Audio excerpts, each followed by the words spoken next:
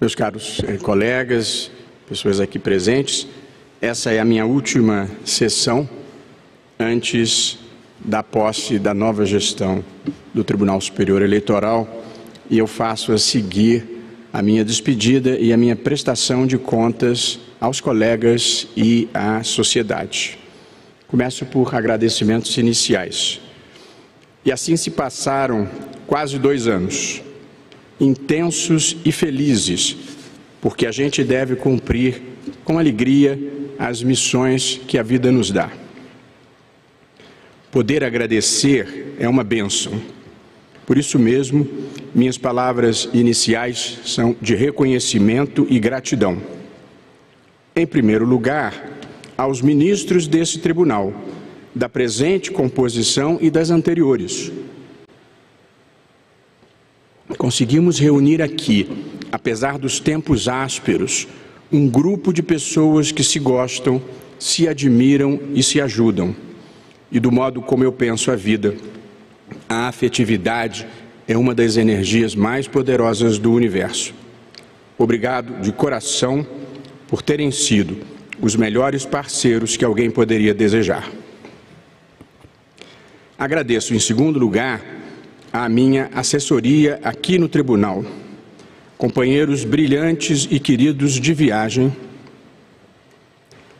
na aventura que foi fazer eleições limpas, livres e seguras e proteger a democracia no Brasil, esse fascinante e complexo país que é a nossa paixão.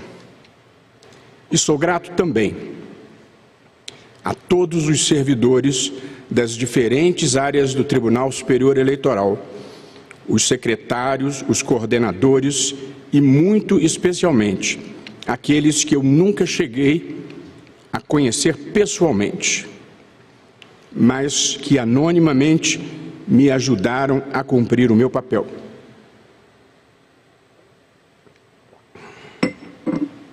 Agradeço, por fim, aos presidentes dos tribunais regionais eleitorais e respectivos juízes e servidores, que foram parceiros dedicados e leais em todos os momentos. Gostaria de dar uma palavra de carinho e agradecimento aos colaboradores mais humildes, que prestam um serviço essencial que, por vezes, passa despercebido. Pessoal da limpeza, da copa, da portaria e da segurança, entre outros. Todos os trabalhos são importantes para o tribunal. As eleições de 2020. A primeira e principal missão do TSE e da Justiça Eleitoral é organizar as eleições. Embora a atenção maior recaia sobre o dia da votação, há uma imensa gama de preparativos que a antecedem.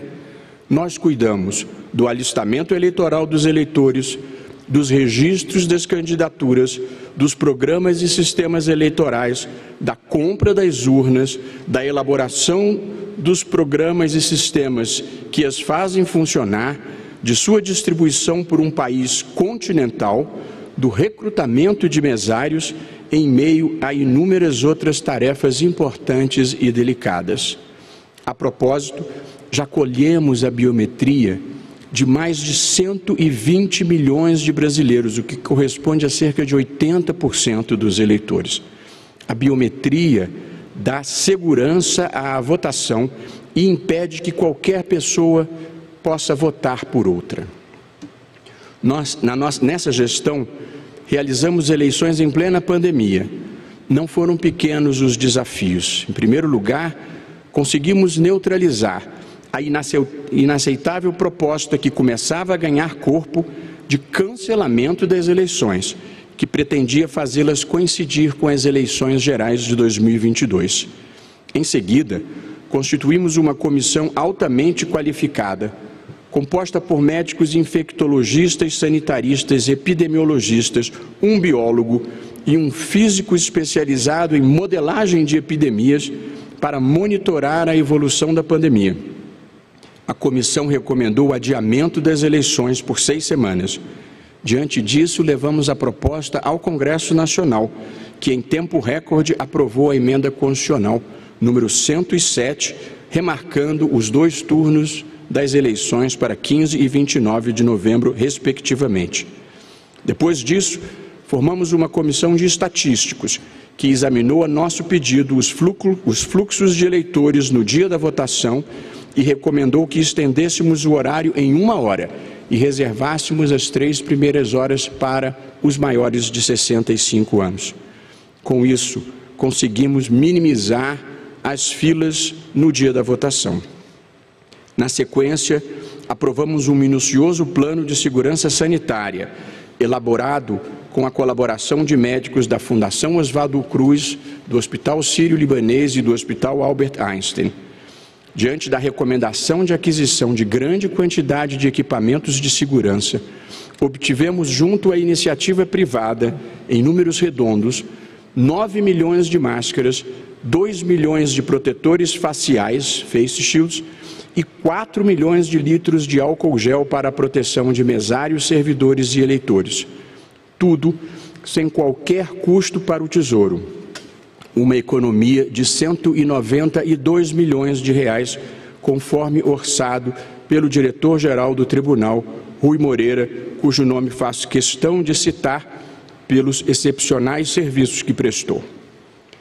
Coube igualmente à iniciativa privada, sem qualquer custo para os cofres públicos, a extraordinária logística de distribuição desses materiais.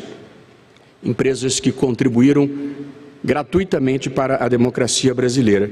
E, de fato, conseguimos realizar eleições sem produzir qualquer impacto nos índices da pandemia. Embora se temesse abstenção elevada, 113 milhões de eleitores foram votar, com um percentual de não comparecimento muito próximo das médias históricas. Divulgamos o resultado das eleições no mesmo dia da votação, tanto no primeiro quanto no segundo turno. Enfrentamento da desinformação. Nós vivemos a era da revolução tecnológica ou digital, iniciada na metade final do século XX, caracterizada pela massificação dos computadores pessoais e dos telefones inteligentes, e mais notadamente pela internet, conectando bilhões de pessoas em todo o planeta. A internet revolucionou o mundo da comunicação interpessoal e social, ampliando exponencialmente e democratizando o acesso à informação, ao conhecimento e ao espaço público, onde qualquer pessoa pode expressar suas ideias, opiniões e disseminar notícias. Antes da internet, a difusão de informações dependia substancialmente da imprensa profissional.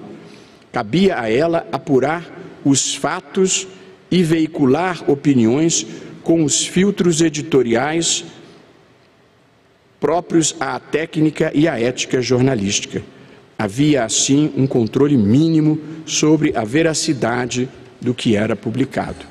E, aliás, aproveito esse tema para agradecer também aos profissionais da imprensa que cobrem as atividades do tribunal. Nós nunca precisamos tanto de jornalismo profissional para a criação de um espaço público que, embora plural, tenha um mínimo de compromisso com a verdade e com a realidade. Imprensa profissional é um dos antídotos contra esse mundo da pós-verdade e dos fatos alternativos, disfarces para a mentira e as notícias fraudulentas. Uma das principais consequências da revolução digital foi o surgimento das redes sociais e dos aplicativos de mensagens, que se tornaram as principais fontes de informação da maioria da população. Em meio a muitos fatores positivos, há um componente extremamente negativo nesse novo contexto: a circulação de campanhas de ódio e de desinformação, a veiculação de mentiras deliberadas, de teorias conspiratórias, ataques às instituições e outros comportamentos socialmente inaceitáveis. Essas mídias passaram a ter um papel relevante nas eleições em muitos países, tendo havido casos graves de manipulação grosseira de notícias e informações, inclusive com ingerências externas. Em razão disso, e com a experiência adquirida nas eleições de 2018, o Tribunal Superior Eleitoral montou uma estratégia de guerra para enfrentar a desinformação voltada contra o processo eleitoral na campanha de 2020. Para tanto, foram adotadas as seguintes iniciativas: a criação de uma coordenação digital de combate à desinformação, com um especialista na matéria que assessorou as ações do TSE. 2. Parceria com as principais mídias sociais e aplicativos de mensagens, incluindo Facebook, Instagram, WhatsApp, Google, YouTube, Twitter e TikTok. 3. Parceria com as principais agências de checagem de notícias para a verificação da veracidade de determinadas matérias. 4. Reativação de uma página no site da Justiça Eleitoral denominada Fato ou Boato, na qual se restabelecia a verdade dos fatos. A página já havia sido criada na gestão da ministra Rosa Weber. 5.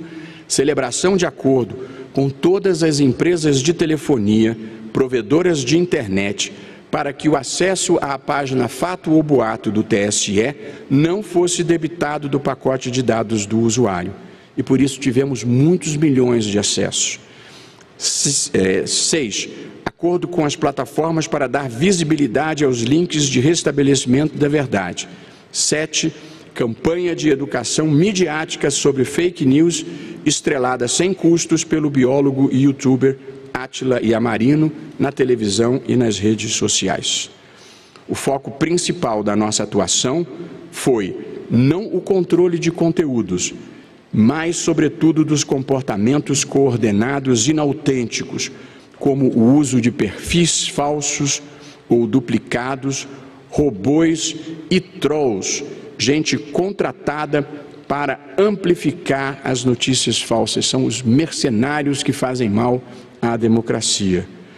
As parcerias com as plataformas são feitas sob medida, aproveitando as melhores ferramentas de cada uma delas.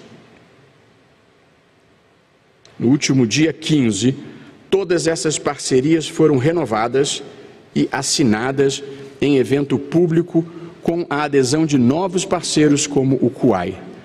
O Programa de Enfrentamento à Desinformação do TSE conquistou o Prêmio Inovare na categoria Tribunais e o Prêmio Transparência e Fiscalização Pública 2021 da Comissão de Fiscalização Financeira e Controle da Câmara dos Deputados. E as campanhas do TSE no TikTok receberam o Prêmio Nacional de Comunicação e Justiça do Fórum Nacional de Comunicação e Justiça. Portanto, meus cumprimentos agradecidos e carinhosos tanto à equipe de combate à desinformação quanto à equipe da comunicação social por esses méritos obtidos. A identificação civil nacional, e me permitam chamar brevemente a atenção para um programa que estamos implementando e que tem um potencial revolucionário para simplificar a vida das pessoas.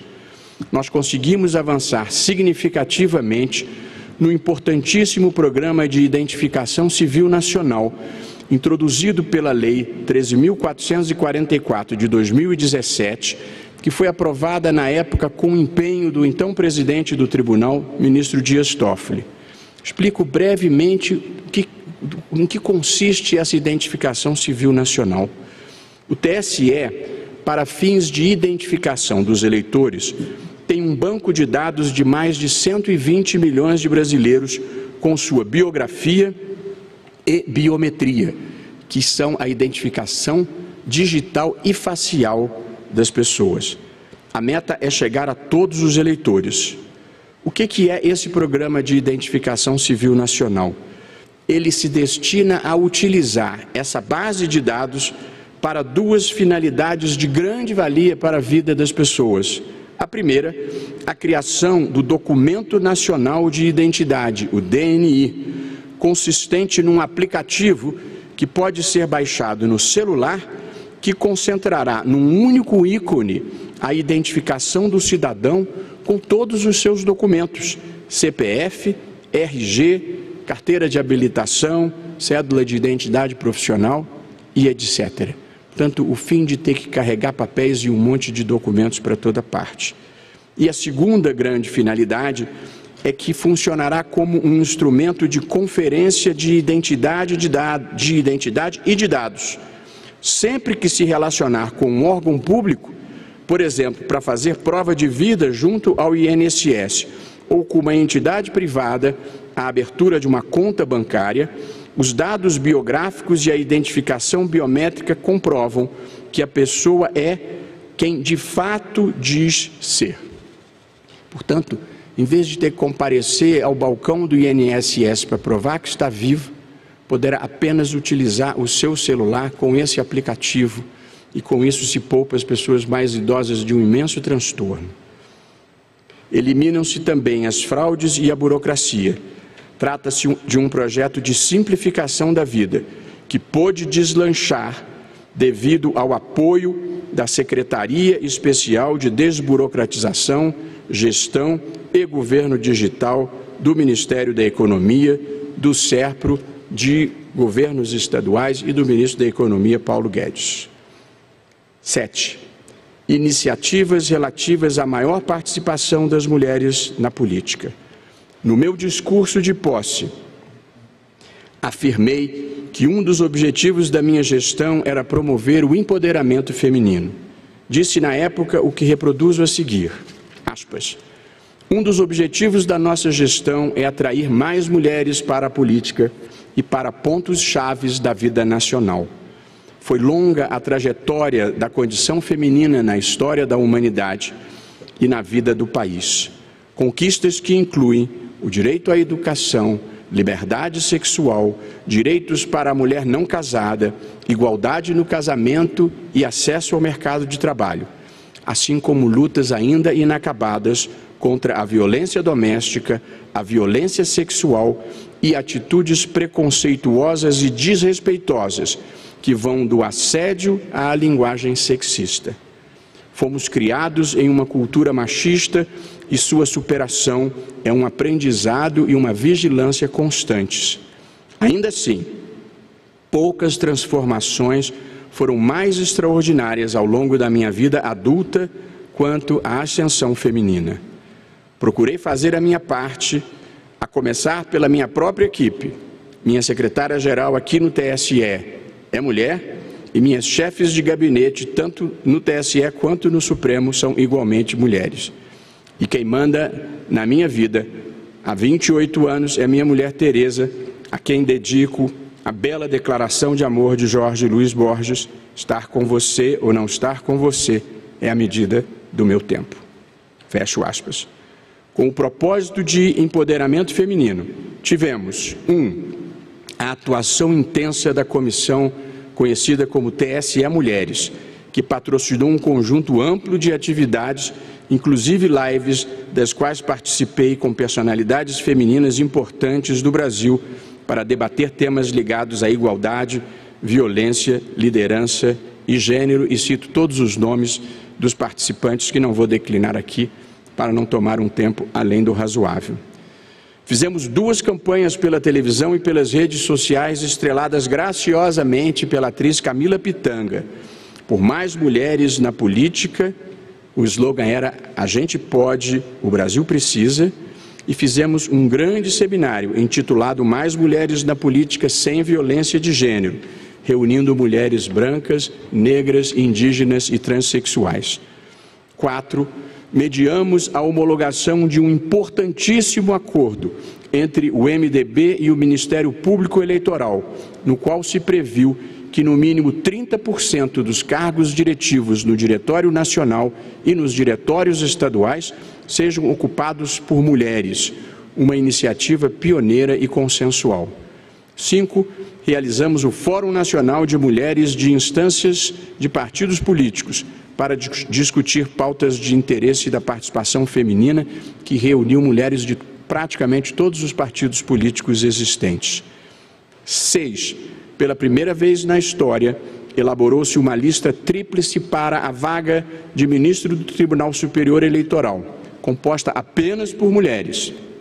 as advogadas Marilda Silveira, Ângela Baeta e Maria Cláudia Buchianeri Pinheiro, tendo esta última sido escolhida pelo Presidente da República.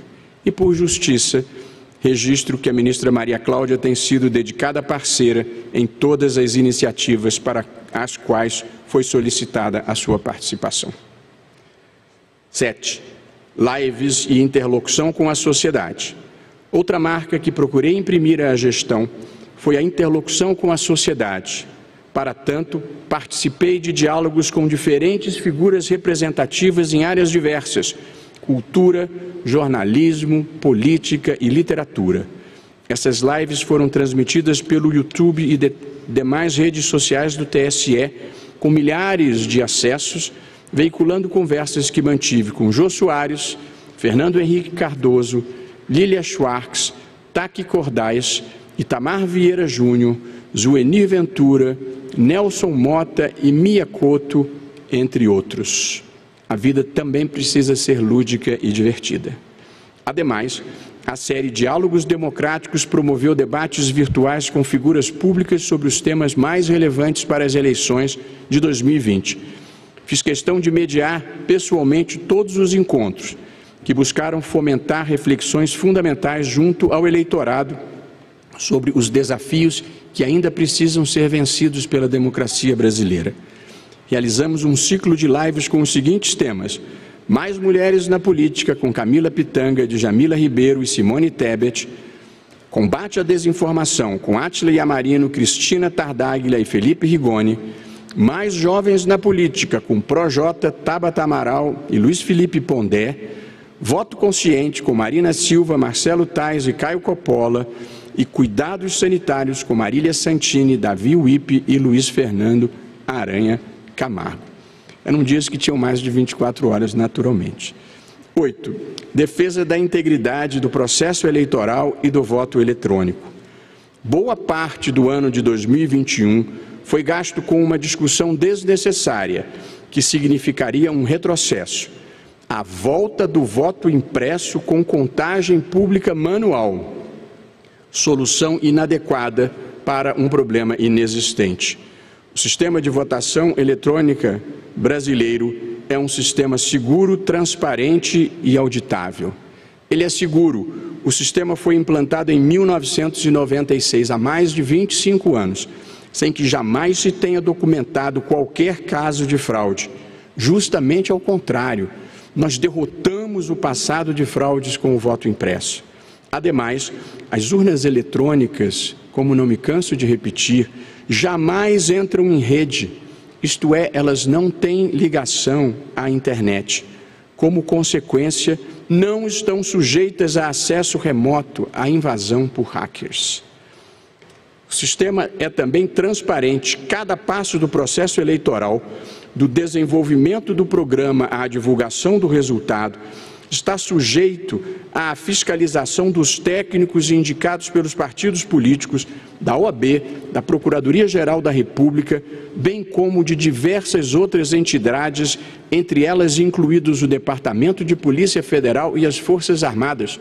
Sempre constou da regulamentação essa possibilidade de todos participarem, e muitos não participavam porque simplesmente confiam no sistema. E também temos agora uma comissão de transparência eleitoral e um observatório de transparência das eleições, instituídos por portaria e em pleno funcionamento. E, por fim, o sistema é auditável. Tem dezenas de etapas de auditoria que vão da abertura do código-fonte, isso é, dos programas que contêm os comandos operacionais das urnas, até a impressão dos boletins de urna, passando pelo teste público de segurança, pela blindagem do programa e pelo teste de integridade no dia das eleições, tudo feito à luz do dia, sob a fiscalização de todos os interessados. Conforme expus em audiência pública na Câmara dos Deputados, para a qual recebi não um, mas 3 convites, inclusive o convite pessoal do presidente da Casa, a experiência com a impressão de um pequeno percentual de votos nas eleições de 2002 foi muito ruim, com atrasos, quebra de impressoras e necessidade de votação em cédulas em muitas sessões. Foi o que documentou o relatório do próprio Senado Federal. Além disso, haveria um custo muito alto, necessidade de nova licitação de urnas e perigo de quebra de sigilo. Alguém poderia supor, em boa fé, e esse é um ponto para o qual gostaria de chamar a atenção, que não haveria problema em se ter a impressão do voto simultaneamente ao voto eletrônico, para eventual conferência em caso de diferença mínima entre os candidatos. Deve-se observar que não é isso que constou da proposta de emenda constitucional apresentada. O discurso era contagem pública manual e não conferência no caso de diferença mínima. De todo modo, a ideia seria plausível se não tivéssemos que levar em conta, além do risco de judicialização geral das eleições, com pedidos de recontagem, o seguinte: os votos precisariam ser 1. Transportados, num país onde o roubo de carga não é incomum. 2. Armazenados, num país em que os antecedentes de urnas que apareciam com mais votos do que eleitores ou que desapareciam eram frequentes. E 3. A contagem pública manual de votos, que sempre foi um cenário de fraude entre nós. Felizmente, a Câmara dos Deputados, com altivez, rejeitou a proposta, que traria o retrocesso, e seu presidente considerou o assunto encerrado. O quadro jurídico constitucional, portanto, é o seguinte: o Supremo Tribunal Federal julgou inconstitucional o voto impresso nos moldes que vinha sendo proposto. A Câmara dos Deputados rejeitou a sua introdução. Sequer haveria tempo para a sua implantação a poucos meses das eleições, com necessidade de elaboração de projeto, licitação e produção de urnas com impressora. Nesse cenário, portanto, a rediscussão requentada do assunto só tem por finalidade tumultuar o processo eleitoral. Sempre relembrando que nos Estados Unidos existe voto impresso e o candidato derrotado não apenas jamais reconheceu a derrota, como até hoje sustenta a tese de que houve fraude e a eleição foi roubada. A moral da história, como já disse anteriormente, é que não há remédio na farmacologia jurídica para maus perdedores. Preparação para as eleições de 2020, item 9. Em preparação para as eleições, já tivemos duas etapas muito importantes, que foram a abertura dos códigos-fonte aos partidos políticos e a diversos órgãos e entidades habilitados, relembrando que o código-fonte é o conjunto de programas que rodam a urna eletrônica. 2. Realização do teste público de segurança, quando inúmeras instituições qualificadas fazem ataques ao sistema em busca de vulnerabilidades que possamos sanar. Tudo já feito, sob os olhos da Comissão de Transparência Eleitoral e do Observatório da Transparência Eleitoral. Em maio próximo teremos o teste de confirmação, quando se vai conferir se os pontos de aperfeiçoamento recomendados no teste público de segurança foram satisfatoriamente executados. No âmbito da Comissão e do Observatório de Transparência, temos recebido inúmeras consultas, indagações e sugestões que estão sendo consideradas com a atenção devida e merecida.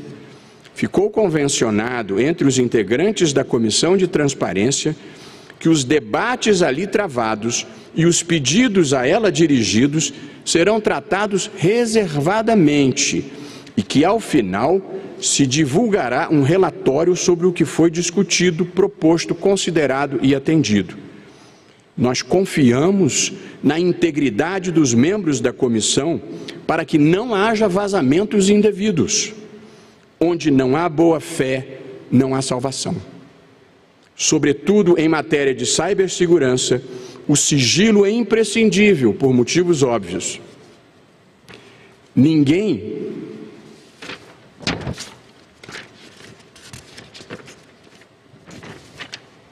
fornece informações que possam facilitar ataques, invasões e outros comportamentos delituosos.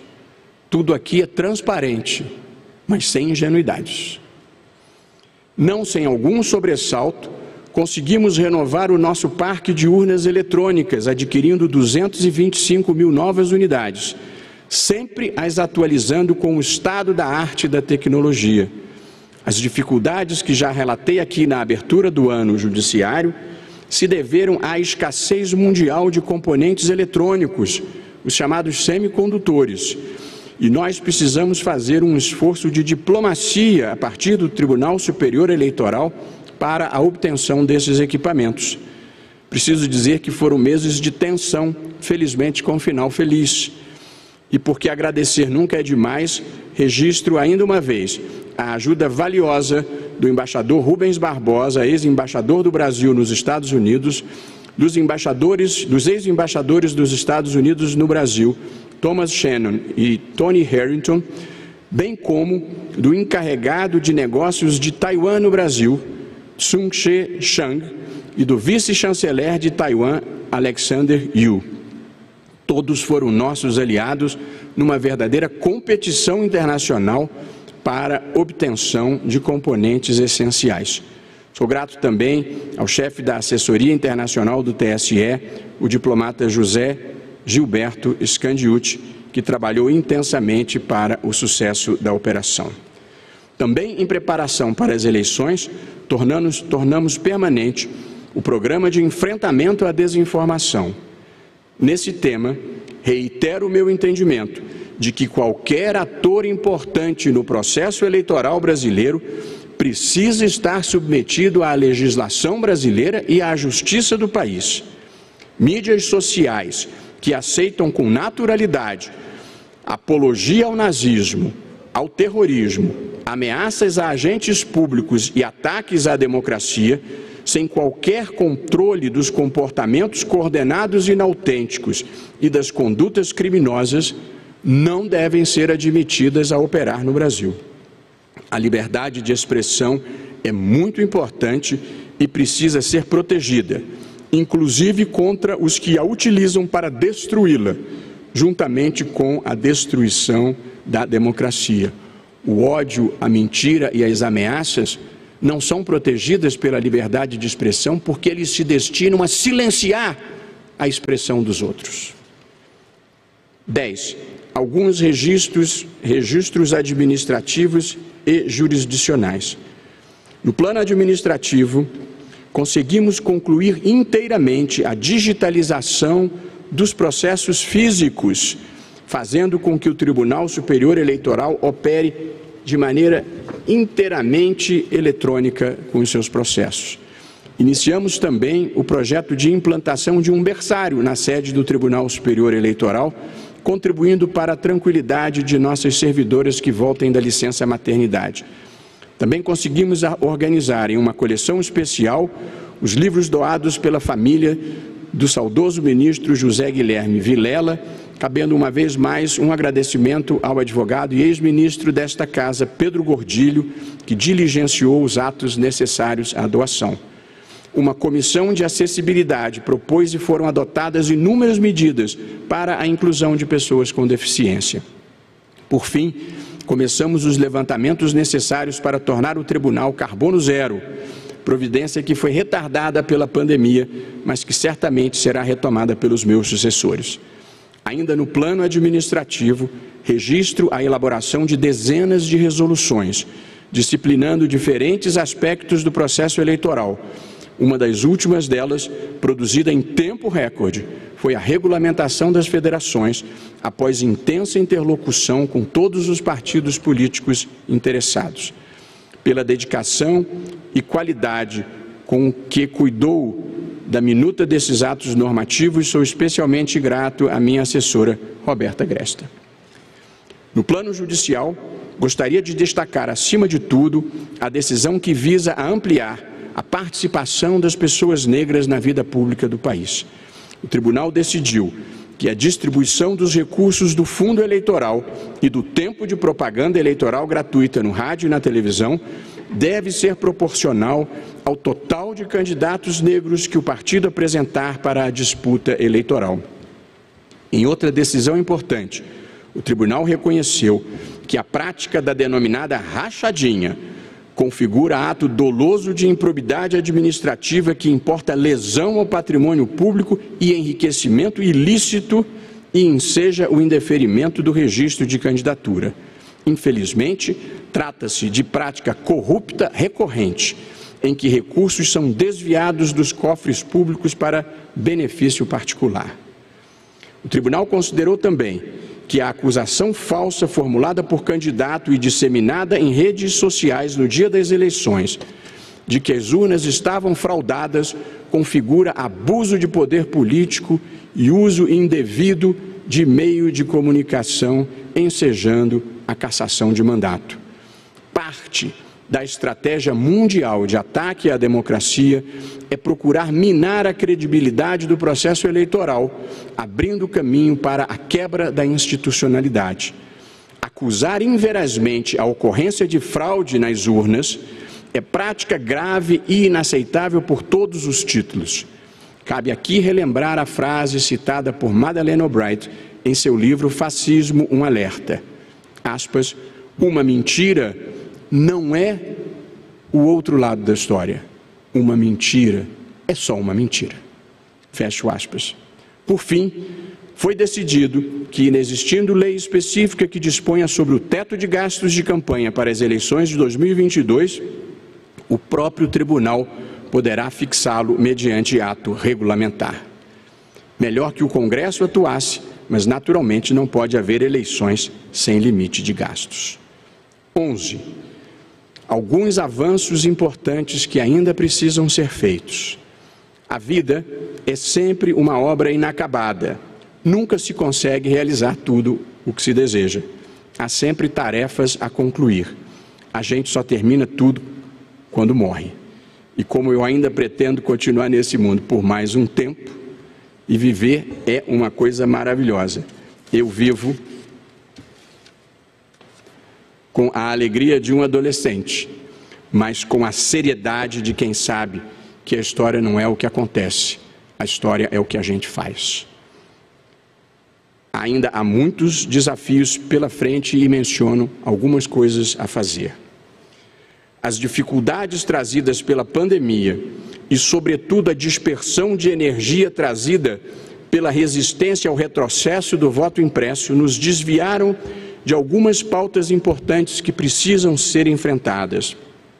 Destaco algumas delas.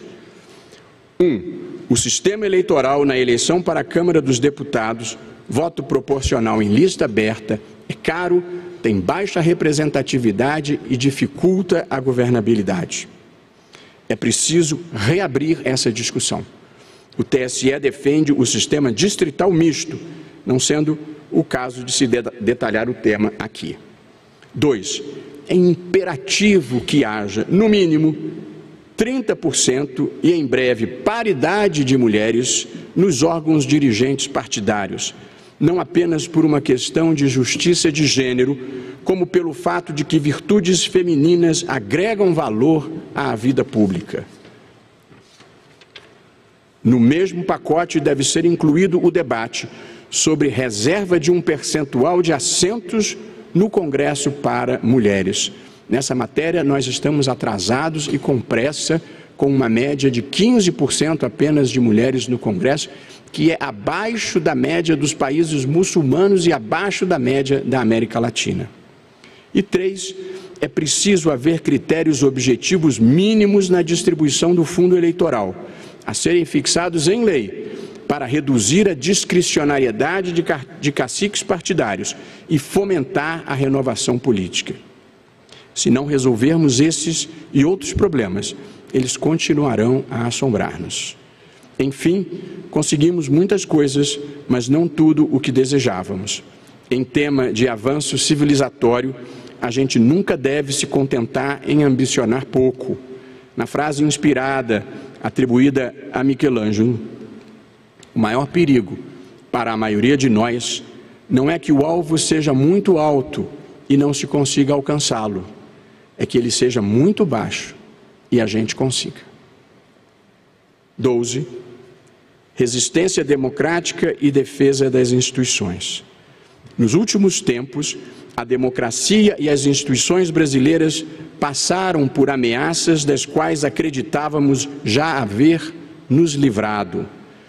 Não foram apenas exaltações verbais à ditadura e à tortura, mas ações concretas e preocupantes, que incluíram comparecimento à manifestação na porta do comando do Exército, na qual se pedia a volta da ditadura militar e o fechamento do Congresso Nacional e do Supremo Tribunal Federal. 2. Desfile de tanques de guerra na Praça dos Três Poderes com claros propósitos intimidatórios. 3.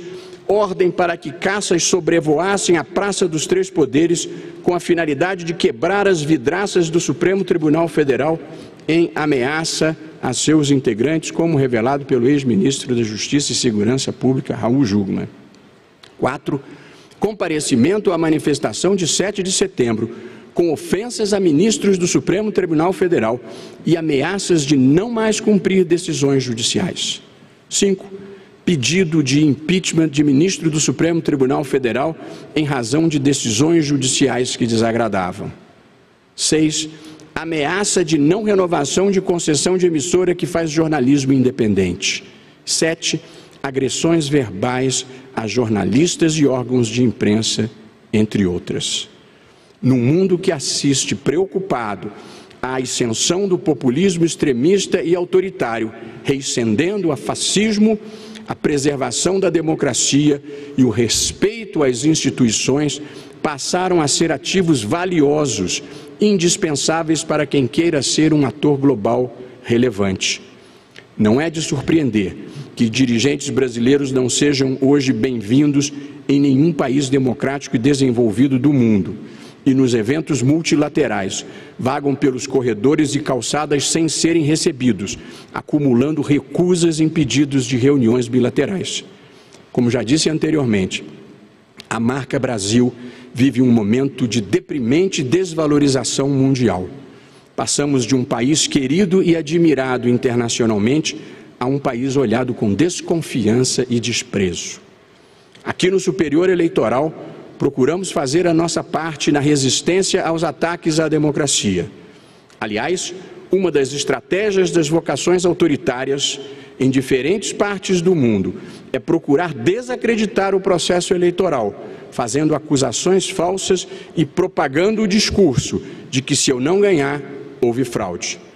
Trata-se de repetição mambembe do que fez Donald Trump nos Estados Unidos, procurando deslegitimar a vitória inequívoca do seu oponente e induzindo multidões a acreditar na mentira.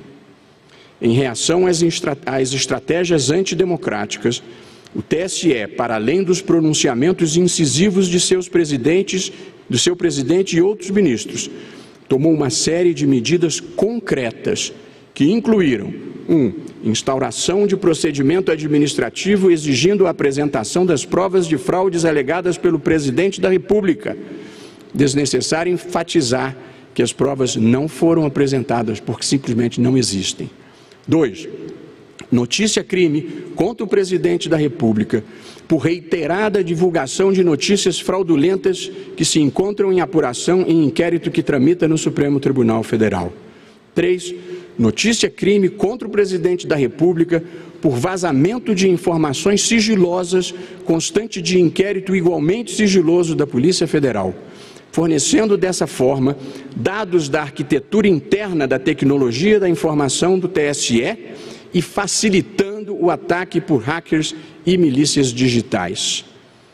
4.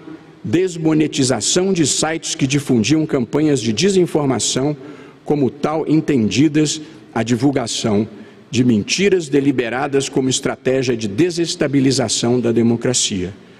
Foi necessário um acórdão do Tribunal de Contas da União para proibir que verbas públicas fossem destinadas a sites que incentivavam atos antidemocráticos. A esse propósito, o inquérito conduzido pela Polícia Federal, em que se investigam organizações criminosas de divulgação de notícias falsas, com calúnias, difamações e violações de sigilo funcional, chegou às seguintes e estarrecedoras conclusões, aspas. Em período compreendido entre 2018 e a presente data, em Brasília, em outros locais, pessoas identificadas nos inquéritos tais e tais se uniram de forma estruturalmente ordenada, com unidade de desígnios e divisão de tarefas, produção, difusão e financiamento, com o objetivo de obter vantagens financeiras e ou político-partidárias por meio da produção e divulgação de informações em meios de comunicação, redes sociais ou canais de comunicação, de notícias fraudulentas, falsas comunicações de crimes, violação de sigilo funcional, ameaças e crimes contra a honra, calúnia, difamação e injúria, lesando ou expondo a perigo de lesão o Estado democrático de direito e a independência e a harmonia entre os poderes, ocultando ou dissimulando a natureza, origem, movimentação ou propriedade de valores decorrentes da atividade criminosa. Continua o relatório da Polícia Federal. Identifica-se a atuação de uma estrutura que opera especialmente por meio de um autodenominado Gabinete do Ódio, um grupo que produz conteúdos e ou postagens em redes sociais atacando pessoas previamente eleitas pelos integrantes da organização, difundindo-as por múltiplos canais de comunicação em atuação consistente no amplo emprego de vários canais da rede mundial de computadores, especialmente as redes sociais. E conclui o relatório. Observa-se também que, além de promover ataque aos veículos tradicionais de informação, jornais, rádio e TV, e de estimular a polarização e o acirramento do debate, a organização utiliza essa estrutura para atacar de forma anônima diversas pessoas, antagonistas políticos, ministros do Supremo, integrantes do próprio governo, dissidentes e etc.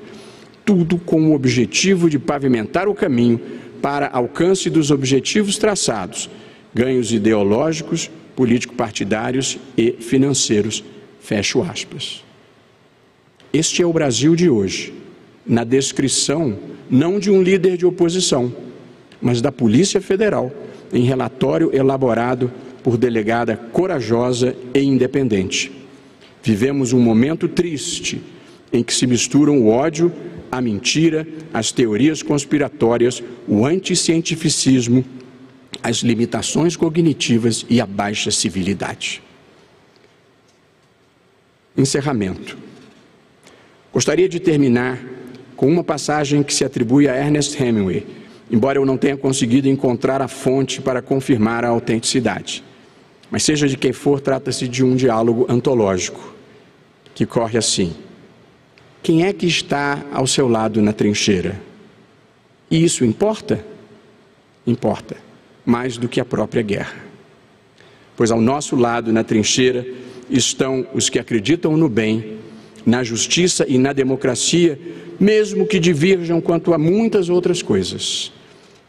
Ou que saibam que todas as pessoas devem ser tratadas com respeito e consideração, mesmo quando pareçam não merecer. Os que sabem estão ao nosso lado, os que sabem que a ignorância e a falta de educação não são virtudes a serem cultivadas. Os que acreditam que a igualdade das mulheres, o enfrentamento do racismo estrutural, o respeito aos integrantes dos grupos LGBT e mais, a proteção do meio ambiente e das comunidades indígenas, o acolhimento das pessoas com deficiência em meio a outras, não são causas progressistas. Estas são, na verdade, as causas da humanidade. Entrego na próxima terça-feira a direção do Tribunal Superior Eleitoral às mãos honradas do ministro Luiz Edson Fachin, meu amigo de toda a vida, uma das melhores pessoas com quem cruzei ao longo do caminho. Na vice-presidência estará o ministro Alexandre de Moraes, um juiz de excepcional qualidade e um administrador que passou com sucesso por diferentes cargos públicos estaduais e federais. E embora deixe meu coração aqui, vou para casa tranquilo e em paz. A nossa casa, que foi construída na rocha, está bem guardada. Ventos do mal, antidemocráticos e destrutivos, não são capazes de derrubá-la. Faço um agradecimento final a 3 pessoas. A professora Aline Osório, secretária-geral do TSE, abandonou posição de grande proveito material na iniciativa privada para servir a mim, à Justiça Eleitoral e ao país. O juiz federal Sandro Nunes Vieira cumpriu com excepcional dedicação e êxito as tarefas que a ele deleguei, vivendo numa ponte aérea entre Brasília e Santa Catarina. E a servidora Leila Mascarenhas, minha chefe de gabinete, que organizou tudo, sempre com esmero, competência e irradiante simpatia. Concluo. Em tempos difíceis da vida brasileira, reitero aqui minha convicção mais profunda, minha fé racional, a de que a história é uma marcha contínua na direção do bem, da justiça e do avanço civilizatório. Mas nem sempre ela é linear. Por isso mesmo, é preciso interpretar sem amargura os seus avanços e recuos. Porém, mesmo quando não se perceba da superfície, ela flui como um rio subterrâneo na direção que deve seguir. E o nosso papel, como intelectuais, trabalhadores, estudantes e cidadãos, é empurrar a história na direção certa. Mesmo diante de momentos de desalento, com as fraquezas humanas e com os desvios de rota, procuro manter uma visão construtiva da vida e dos acontecimentos. E compartilho com todos o meu slogan pessoal, que tem me ajudado ao longo do caminho. Não importa o que esteja acontecendo à sua volta. Faça o melhor papel que puder.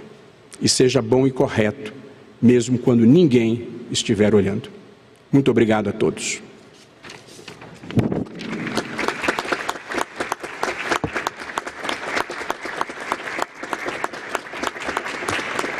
Muito obrigado.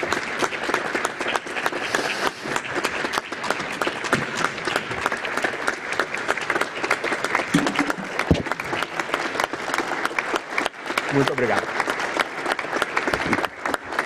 Obrigado de coração.